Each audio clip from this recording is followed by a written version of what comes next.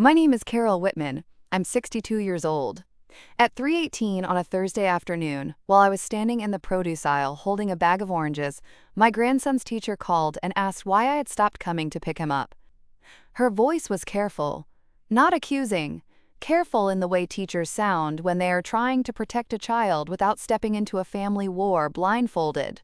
"Mrs. Whitman," she said. "Yes, this is Carol. This is Emily Parker from Maple Ridge Elementary. I'm Mason's teacher." For one sweet second, I thought maybe Mason had won the spelling challenge he had been practicing for, or maybe he had shown her the little comic book he was drawing about a turtle detective named Sherlock Holmes. Then I heard the pause, the kind that opens before bad news. "Is everything all right?" I asked. "That's actually why I'm calling." I set the oranges down. "Is Mason okay?" "He's safe," she said quickly. "He's here with me, but he's been very upset this week, and he keeps asking why Grandma doesn't come anymore." My hand tightened around the phone. This week. It was Thursday. I had not picked Mason up from school since Monday, when my daughter-in-law, Brittany, told me through a text message that my help was no longer needed. Not asked. Not discussed. Not explained to the little boy who had slept in my arms when he had colic, who called my kitchen the pancake house, who kept a drawer of pajamas at my place, who had never known a school year where Grandma was not one of the people waiting at dismissal. Just, "We're making changes. Please don't come to pick up anymore. We need space," I called. She did not answer. I called my son, Daniel. He sent one message. "Mom, just give Brittany time. Give Brittany time." I had given Brittany time for 7 years. Time after Mason was born, and she said she was overwhelmed. Time when Daniel worked nights, and I drove over at 1 in the morning because the baby would not stop crying. Time when Brittany went back to work, and I watched Mason 3 days a week for free. Time when they could not afford daycare. Time when they could afford daycare, but said Mason was so attached to Grandma it would be cruel to change things. Time when I took him to speech therapy. Time when I packed lunches. Time when I sat in pediatric waiting rooms. Time when Brittany called me, basically his second mom, when she needed help, then too involved, when I disagreed. Now, suddenly, after one argument about Mason's asthma medication being left out of his backpack, I was erased from the school pickup list like a misspelled contact. I stood in the produce aisle listening to Mrs. Parker breathe softly on the other end. "What do you mean he keeps asking?" I said. She lowered her voice. "Every dismissal. He gets his backpack, walks toward the pickup line, then freezes. Tuesday he asked if you were sick. Yesterday he asked if he did something wrong. Today he cried during reading time and said, 'Grandma always comes when people forget.'" I closed my eyes. The grocery store disappeared. No oranges, no fluorescent lights, no shopping cart with a wobbly wheel. Just Mason. 6 years old. Blue backpack, cowlick that never stayed down. Wondering if his grandmother had stopped coming because he had done something wrong. I said, "I did not stop coming because I wanted to." Mrs. Parker was quiet. Then she said, "I suspected there was more to it." "How did you get my number?" There was another pause. "You were removed from the active pickup list on Tuesday morning, but your number still appeared in Mason's emergency history file and in older classroom contact notes. You've been the person signing his reading folder most weeks." "Yes. I know I'm calling outside the current pickup list. I'm not asking you to come get him. I wouldn't violate the current records. But I felt someone needed to know he is struggling." The professionalism in her voice broke my heart. She was doing exactly what good teachers do every day, noticing the small places where children reveal adult damage. "Thank you," I said. "I'm sorry if I overstepped." "You didn't." Mason asked if I could tell you he got 9 out of 10 on his spelling practice. I pressed my hand to my mouth. "He did?" "Yes. He missed because—" I laughed through the first tear. "Because always gets him. He wants to put the U after the A. He told me Grandma says English is a messy kitchen." "I do say that." Mrs. Parker's voice softened. "He misses you." I looked at the oranges in front of me. Mason loved oranges peeled in one long spiral. I miss him too. After we hung up, I left the grocery store without buying anything. I sat in my car for 11 minutes with both hands on the steering wheel, watching people push carts across the wet pavement, while something old and familiar tried to rise in me. The urge to fix it. To call Brittany again, to call Daniel again, to apologize for things I had not done just so I could see Mason.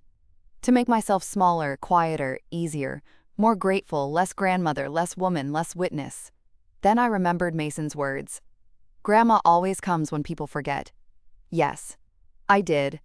But this time, coming did not mean standing in the school pickup line where I had been removed. This time, coming meant gathering every record, every text, every calendar entry, every medical form, every permission slip, every photo of the years my help had been welcome when it was useful, and making sure my grandson did not grow up believing love disappears without explanation. At 4:02, I pulled into my driveway, walked into my house, and opened the blue binder labeled Mason. Brittany used to laugh at that binder. Carol has a whole file cabinet for a kindergartner, she said at a family barbecue. Everyone laughed. I smiled. Because I knew something they did not.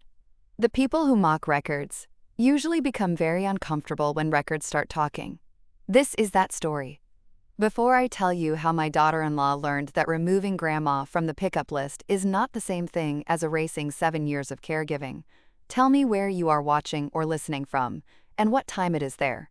I always wonder who hears stories like this while remembering a child who was caught in the middle, because adults used access as punishment.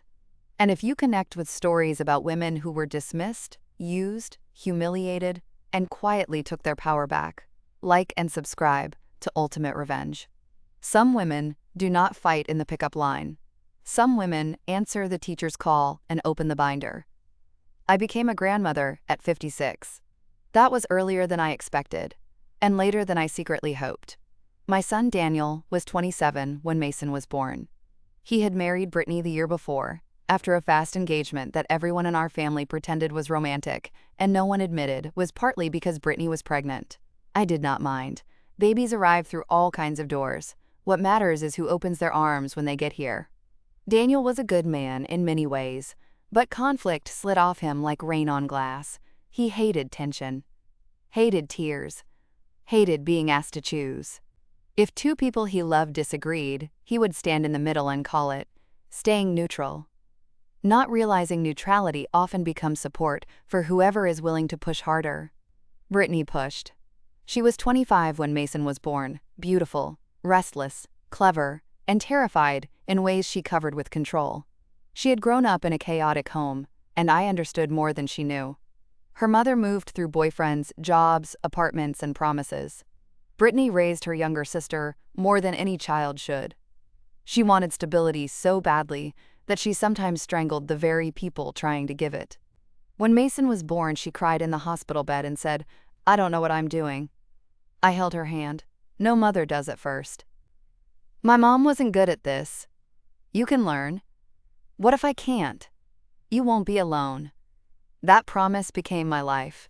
The symbolic object in this story was a small yellow raincoat. Mason wore it when he was 2.5. Bright yellow, with a little hood that had bare ears. I bought it after he discovered puddles and decided water on the ground existed entirely for his personal investigation. He called it his sunshine coat. One afternoon, Brittany had a migraine, Daniel was working late, and I took Mason out after a storm. He jumped in every puddle in my driveway. Every single one.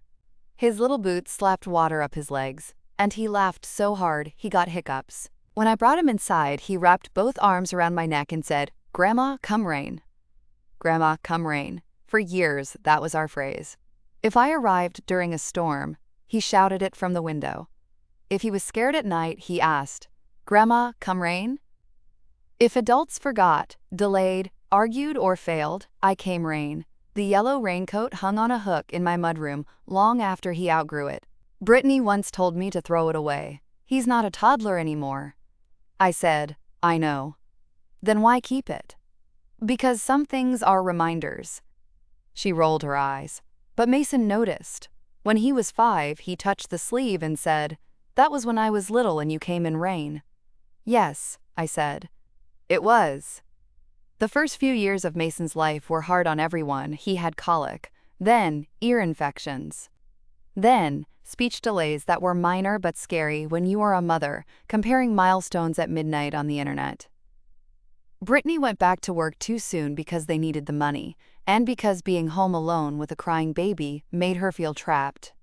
Daniel worked rotating shifts at a distribution center. Daycare was too expensive. I had retired early from my job as an elementary school secretary after 32 years, partly because my knees were tired, and partly because my husband Paul had died 2 years earlier, leaving my house quiet in a way I did not know what to do with. So I helped. At first, 2 mornings a week, then 3 full days, then whenever daycare fell through, then whenever Brittany had overtime, then whenever Daniel worked nights, then whenever Mason was sick, then whenever life happened, which is to say constantly. I did not resent it at first. I loved that little boy with a love so clean it scared me. His warm weight against my chest, his sticky hands, his serious questions, the way he called squirrels tree puppies, the way he lined crackers on the couch arm and ate them in order of size, the way he believed my pantry held infinite applesauce. I loved being needed again after Paul died. That is the honest part. Caregiving can become identity when grief has emptied the house. I let them rely on me because I wanted to be useful, and because they were young, and because Mason was safest with someone who knew his routines. But reliance without respect curdles eventually. Brittany began assuming, not asking. Can you take Mason Friday? Became, I'm dropping Mason at 8 Friday. Then Mason has an appointment tomorrow at 2. Became, you remember his appointment tomorrow, right? When I asked for notice, she said, I thought you wanted to help. When I said I had a doctor's appointment of my own, she sighed. I guess I'll figure it out. Figure it out. As if her child was a spilled drink, and I was refusing to grab a towel. Daniel noticed, but avoided it. Brittany's stressed. He would say, so am I. I know, Mom. Do you? He would kiss my cheek and promise to talk to her. He rarely did. Or if he did, he softened it until nothing changed. By the time Mason started kindergarten, I was listed everywhere. Emergency contact, pickup person, medical alternate, after-school authorization, field trip helper, reading folder signer, inhaler reminder, lunch backup. Brittany said, it's easier to put you down for everything, since you're the one who remembers. That was not gratitude, it was delegation wearing a compliment.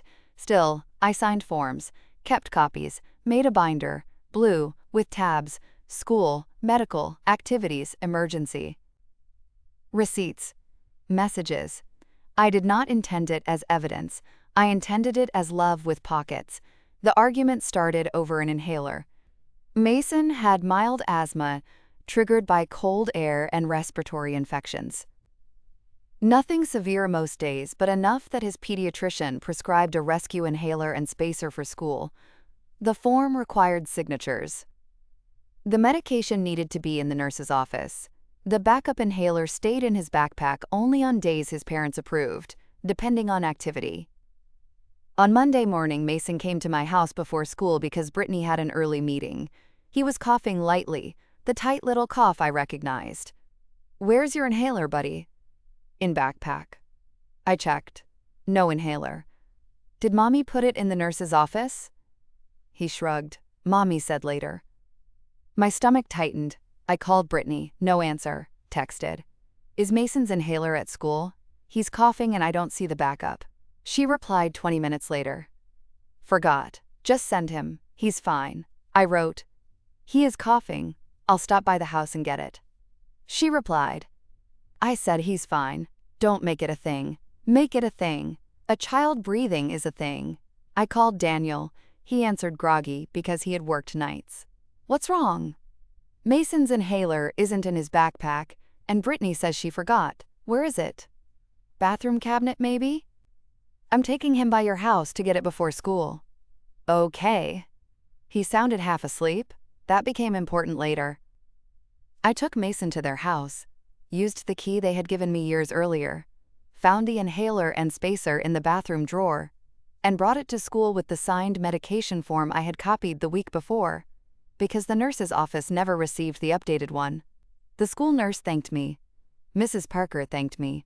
Mason went to class. Crisis avoided. Or, so I thought. At noon, Brittany called me furious. "Did you go into my house?" "To get Mason's inhaler." "You went into my bathroom?" "To get the medication your son needed." "You had no right. You gave me a key. For emergencies." This was an emergency. He was coughing, not dying. My voice went cold. "Do not make me explain asthma to you." She gasped. "Excuse me." I said, "Do not make me explain asthma to you. You always do this. You act like you're his mother." "No. I act like the adult who remembers the inhaler." That was the sentence that broke it. Not because it was false. Because it was true in a way Brittany could not tolerate. She hung up.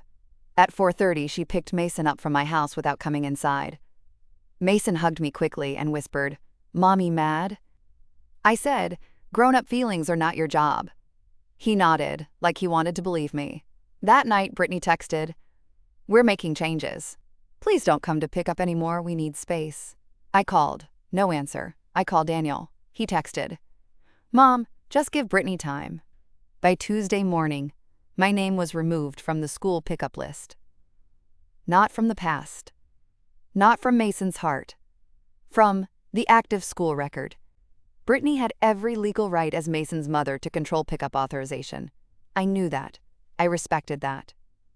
But legal authority does not make every choice wise. It certainly does not make every choice kind. Tuesday, I did not go. Wednesday, I did not go. Thursday, Mrs. Parker called. And I opened the blue binder. Inside were 7 years of quiet evidence.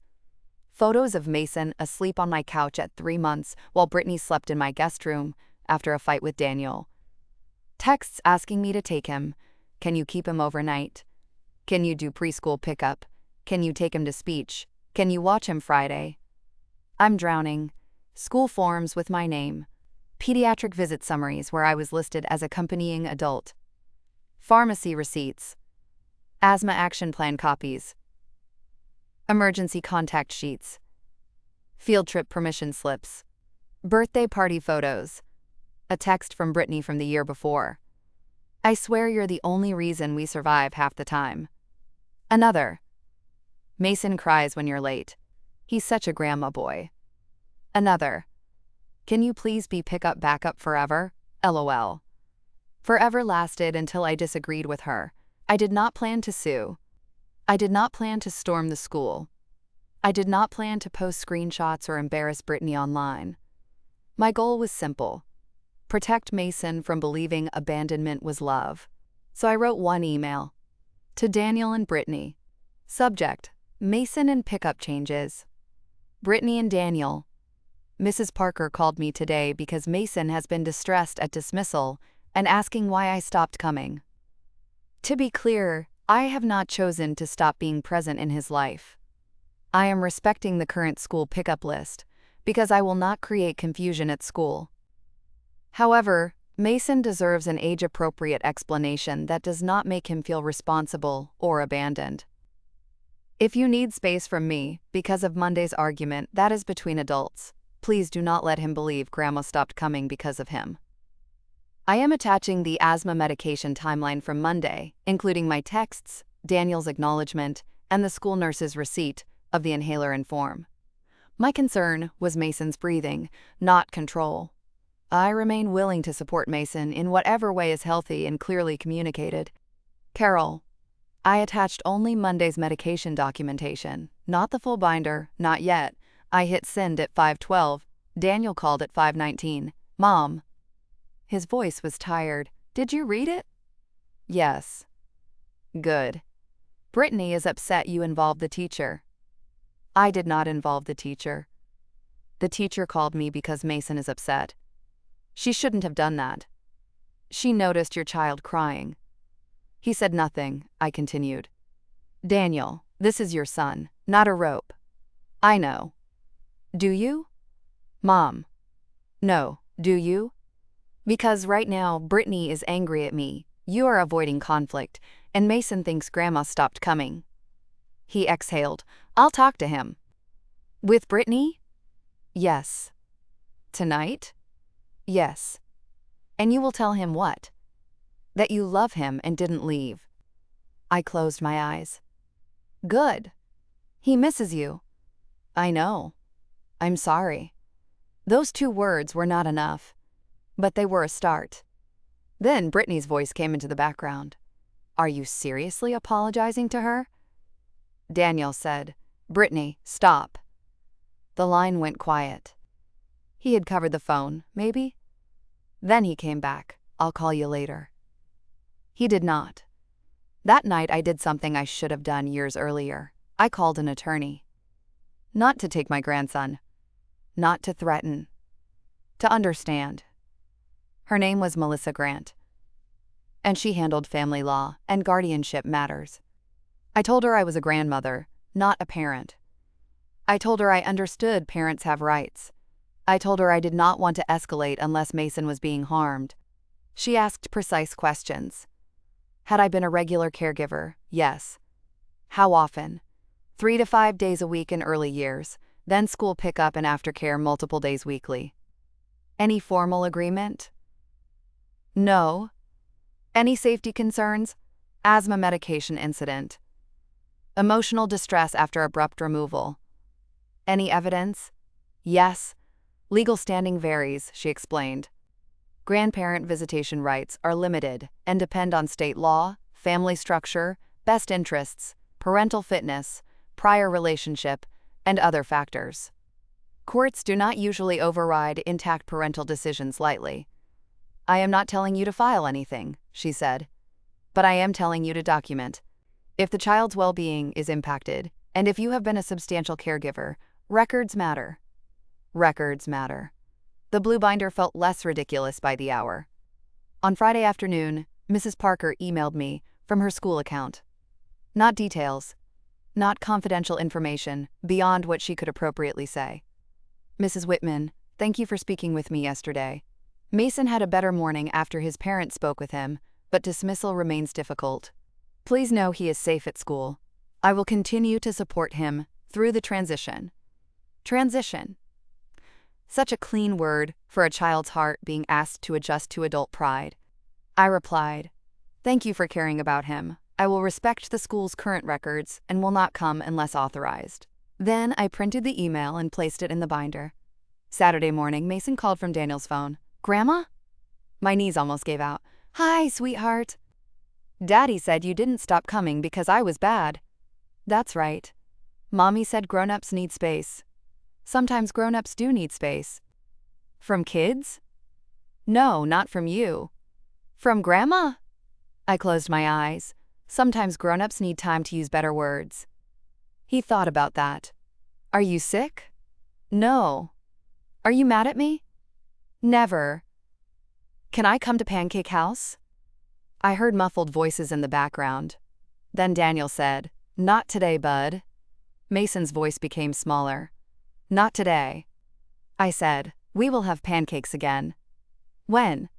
I don't know yet, but I love you every day, even on days I don't see you. There was a pause. Even school days? Especially school days. Even because? I smiled through tears. Even because. He giggled. There he was, my boy. Then the call ended. I sat at my kitchen table and cried into my hands. Not loud. Not dramatic. Just grief leaking through the cracks. I need to pause here for a second. If you have ever loved a child you did not legally control, you know the helplessness in Carol's position. Grandmothers, aunts, step-parents, foster relatives, neighbors, teachers. So many people become safety for a child, but one adult conflict can suddenly turn that bond into a bargaining chip. If this story is hitting close to home, leave a comment and tell me who showed up for you when adults forgot. And if you have not already, subscribe to Ultimate Revenge. The quiet part is over. The silence lasted 2 weeks. Not total silence. Worse. Managed access. One phone call every few days. A photo Brittany sent of Mason at the park with the caption, "He's doing fine. Fine. The most suspicious word in parenting." Daniel called twice, always from his car, always sounding like a man trying to whisper truth through a locked door. She's still angry, he said. I know. I told her you were right about the inhaler. And? She said you made her look negligent. She did that by forgetting the inhaler. Mom. No, Daniel, that was a medical issue, not an image issue. He sighed. I know. Then act like it. He was quiet. Finally, he said, I'm trying. Trying is what people say when they want credit before change. He did not like that. I did not say it kindly. I said it because my grandson had cried at dismissal. During those 2 weeks, Mason's teacher remained professional but attentive. She did not feed me information she should not. She did not take sides. But she documented Mason's distress at school, because that was her job. The school counselor called Daniel and Brittany after Mason drew a picture of the pickup line, with himself standing alone under rain. No one told me that at first. I learned because Daniel came to my house alone on a Tuesday evening, sat at my kitchen table, and put his face in his hands. The counselor called. I placed tea in front of him. What happened? He told me. Mason had drawn rain over himself and a yellow shape far away. The counselor asked what the yellow was. He said Grandma's old raincoat. She comes in rain, but not now. My son cried then. Real crying. Not the mild discomfort he had been carrying. Father crying. I messed up, he said. I sat across from him. Yes. He looked at me. I let Brittany handle it because I didn't want another fight. Yes. And Mason paid for that. Yes. He wiped his face. What do I do? You start by being his father before being Brittany's peacekeeper. He flinched. Good. Truth again, he nodded. I want you back on the pickup list. Does Brittany? No. Then you and Brittany need to resolve that. I'm his parent too. Yes. I forgot that. Yes, you did. He looked toward the mudroom where the yellow raincoat still hung, his face crumpled again. I remember that coat. So does he. Daniel took a photo of it. Can I show him? Yes. That night, Daniel told Brittany he was adding me back as emergency pickup and Wednesday pickup. He told me later it was the worst fight they had ever had. Brittany accused him of choosing me over her. He said, No, I'm choosing Mason over your argument with Mom. That sentence changed the house. Not fixed, changed. Brittany called me the next morning. Her voice was cold enough to freeze soup. You got what you wanted. No, Brittany, Mason gets one familiar pickup day back. That is not a victory over you. You always make me the villain. No. I keep asking you to stop making Mason the messenger. She scoffed. You think you're perfect. No, I think I am useful when respected and dangerous when erased. Silence. What does that mean?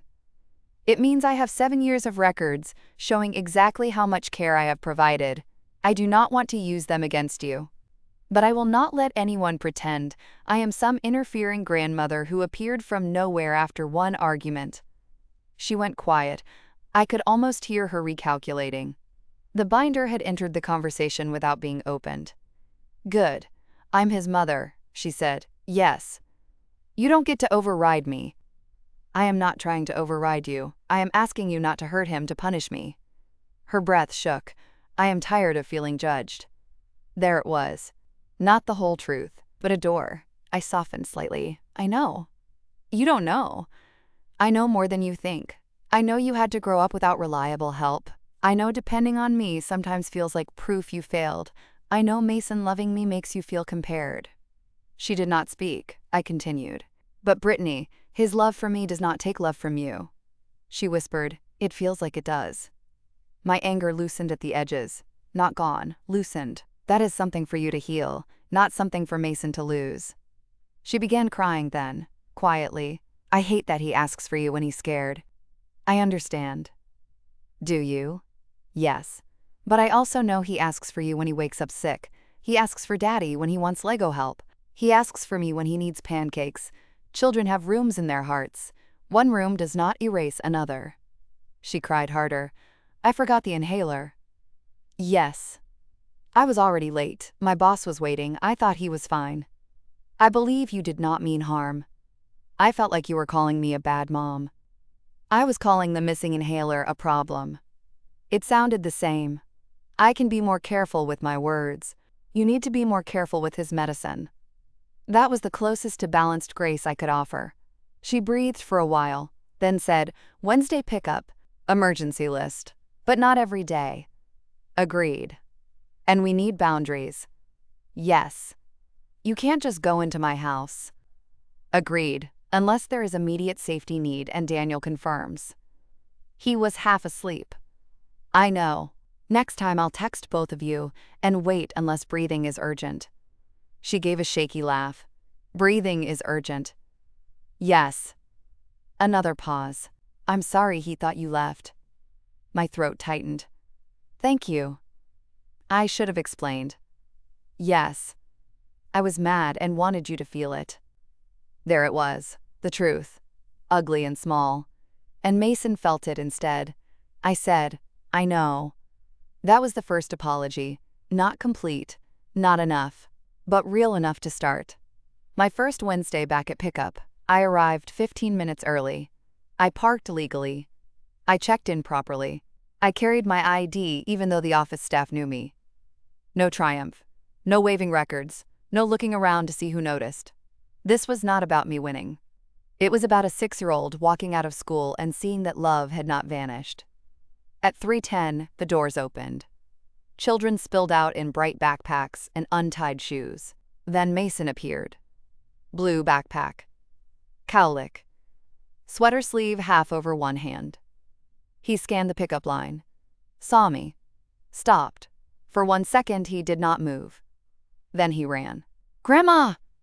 I knelt before he reached me, and he crashed into my arms so hard my glasses nearly fell off.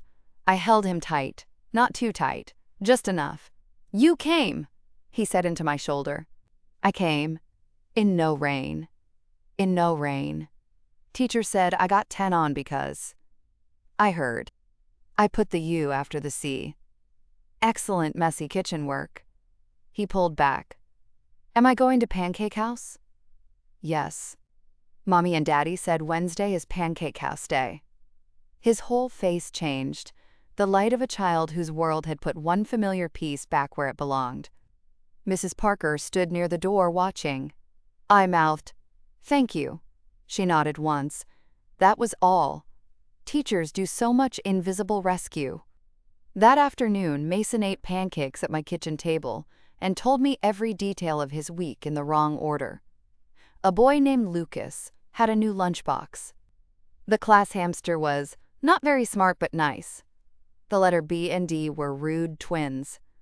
He wanted to know if clouds had birthdays. He did not mention the missing weeks until he saw the yellow raincoat. He touched the sleeve. I thought maybe you didn't come rain anymore. I sat beside him. I will always love you in rain. But sometimes grown-ups have to make plans so everyone knows where people are. Mommy was mad. Yes. At you. Yes. Because inhaler? Yes. Was I bad coughing? Nobody's cough. That is not bad. He thought about that while cutting a pancake with intense concentration. Grown-ups are confusing. I smiled sadly. Yes, sweetheart, very. He nodded. Can I draw the turtle detective after pancakes? Of course. And just like that, childhood continued. Not unscarred, but supported. The bigger reckoning came a month later at a family dinner. Daniel asked for it. Brittany agreed reluctantly. I hosted because neutral restaurants make people perform politeness instead of truth, and my kitchen had held enough of Mason's life to deserve a voice. Present were me, Daniel, Brittany, Mason playing in the living room, and Brittany's younger sister Haley, who had lived with them for a few months and knew more than Brittany wanted. Haley was 23, sharp and loyal to truth when pushed. Brittany invited her for support. That did not go as planned. We sat at the kitchen table. The blue binder rested on the sideboard. Closed. Visible. Brittany looked at it. Is that necessary? Yes. Daniel said. Mom. I held up one hand. I am not opening it unless I need to, but we are not going to discuss my role in Mason's life as if it began last week. Brittany swallowed. Haley looked at the binder and said, Honestly, Britt, she's been there since he was born. Brittany snapped, I know that. Haley shrugged. Then don't act like she's some random boundary-stomping grandma from Facebook. I liked Haley. Brittany glared at her. Haley leaned back. What? You asked me to come. Daniel rubbed his forehead. I said, here is what I want. Clear schedule, written pickup authorization, medical responsibilities defined. No using Mason to send messages. If there is an adult conflict, adults discuss it. If you need a break from me, you explain it to Mason without implying I disappeared. Brittany said, and what do we get? I looked at her. What do you mean? You get boundaries too. No correcting me in front of Mason unless it's safety. No going through his backpack like you're auditing me. No making me feel like I have to earn my own child. That last sentence softened the room. Daniel looked at her. Haley's expression changed. I took a breath. Okay. Brittany looked surprised. I can do that, I said. I will speak to you privately when possible. I will ask, before checking the backpack, unless I am responsible for school or medical items that day. I will not make jokes about being the one who remembers. Her eyes filled. I had made those jokes, not cruelly, I thought, but perhaps they landed on the bruise she already had. I said, I am sorry for the ways I made you feel watched instead of supported.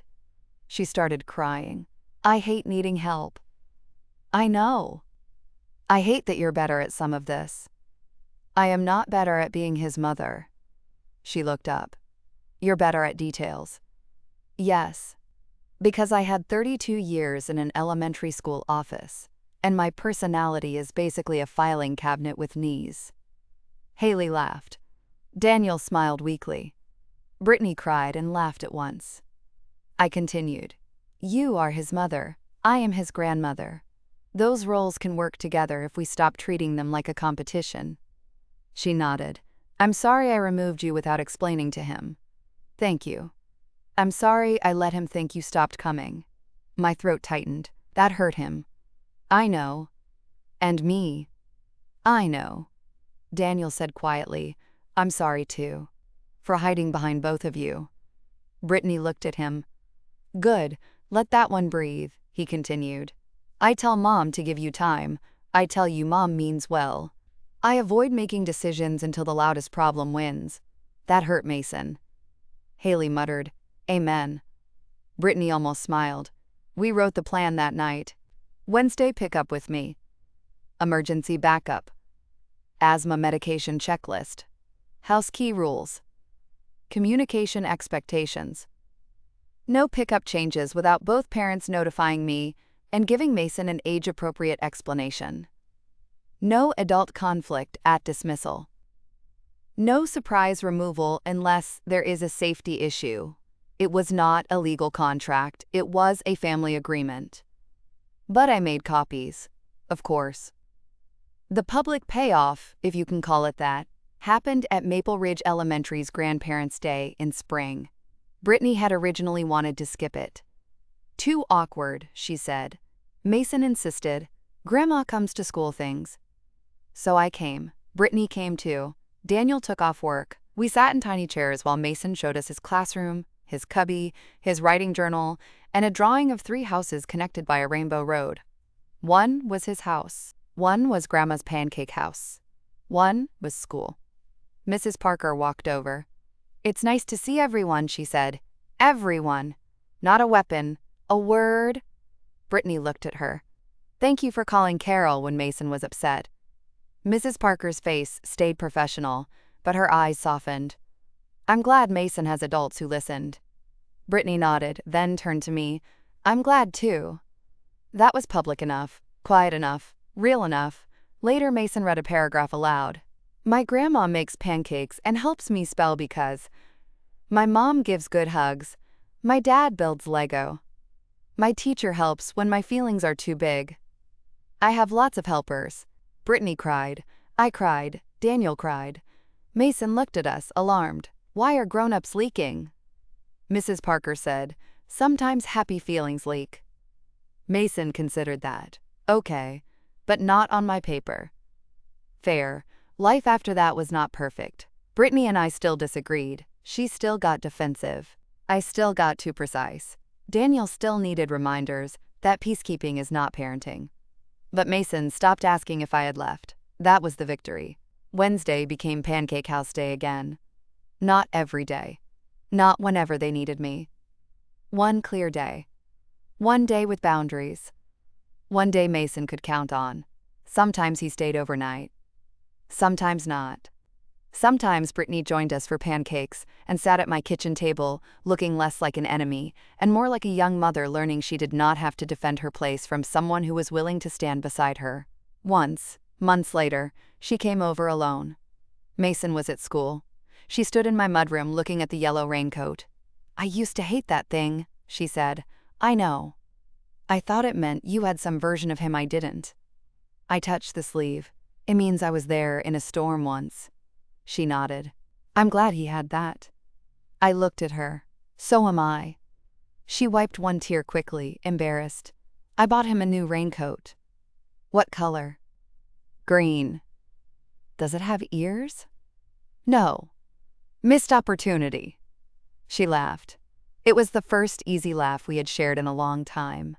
The yellow raincoat still hangs in my mudroom. Not because I think Mason is still two. He is growing fast.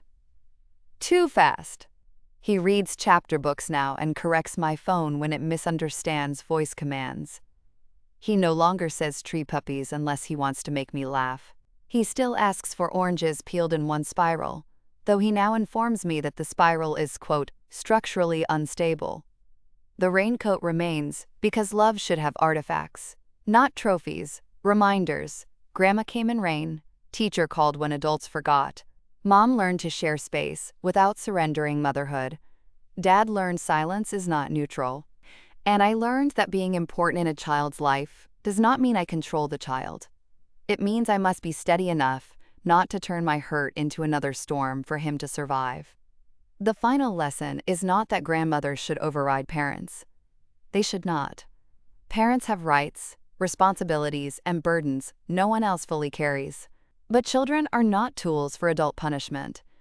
A pickup list is not a weapon. An emergency contact is not a popularity contest. And when a child asks why grandma stopped coming, the answer should never be, because grown-ups were too proud to protect his heart. My daughter-in-law changed my grandson's school pickup list. The teacher called me anyway. Not to break rules, not to start drama. Because a good teacher saw a little boy standing at dismissal with a question no child should have to ask alone. Why did grandma stop coming? The answer was simple. I had not stopped loving him. I had been removed. And once the adults finally stopped fighting over the list long enough to look at the child, we found our way back to something better than before. Not unlimited access.